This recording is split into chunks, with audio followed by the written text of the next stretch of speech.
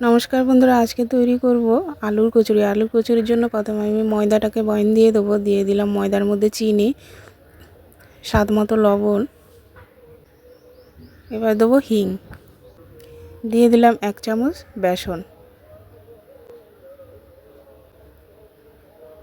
ময়দাটাকে আমি শুকনো অবস্থায় ভালো করে মাখাবো, জল দিয়ে ভালো করে মাখিয়ে নেব। জল দিয়ে মাখানো হয়ে গেছে, এবার আমি কিছুক্ষণের জন্য ঢাকিয়ে রেখে দেবো। এবার আলুর পুরটাকে তৈরি করব। দিয়ে দিলাম কড়াইতে সাদা তেল, দেবো কালো জিরে আর হিং,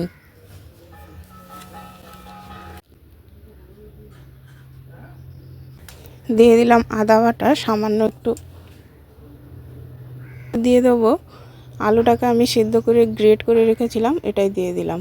এবার ভালো করে নাড়াবো। সামান্য একটু কাঁচা লঙ্কা বাটা দিয়ে দিলাম আর হলুদ গুঁড়ো,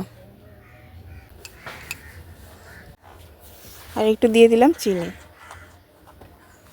ঠিক আছে, নামিয়ে নিলাম। এবার ময়দাটা আর একটু মাখিয়ে এবার গোলা পাকিয়ে নেব। আমি এরকম সাইজ করেছি, তোমরা চাইলে আরও ছোট বড় করতে পারো।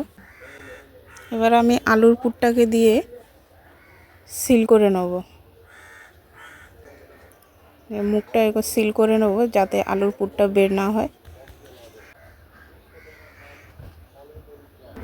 সবগুলো পুর ঢুকানো হয়ে গেছে, এবার আমি বেলে নেব কচুরির সাইজে। কচুরি যেমন হয় সেরকম সাইজে আমি বেলে নেব। দিয়ে দিলাম একটু তেল দিয়েই বেলবো। আমি কচুরিগুলোকে সবগুলো এরকম বেলে নেব। কচুরি যেমনই হয় সাইজ সেরকমই বেলে নিলাম। আবার একটা বেলে দেখাচ্ছি।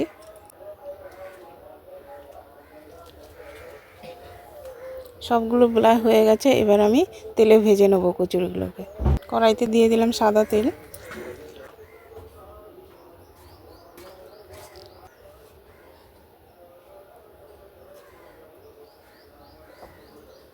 এক পাশ হয়ে গেলে ও পাশে উল্টিয়ে দেবো।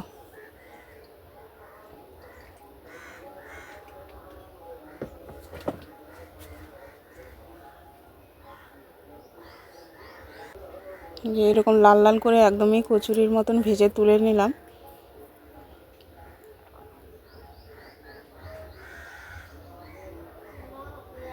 আবার একটা ভেজে তোমাদেরকে দেখাচ্ছি, দেখো হয়ে গেছে বন্ধুরা। এবার তুলে নেব।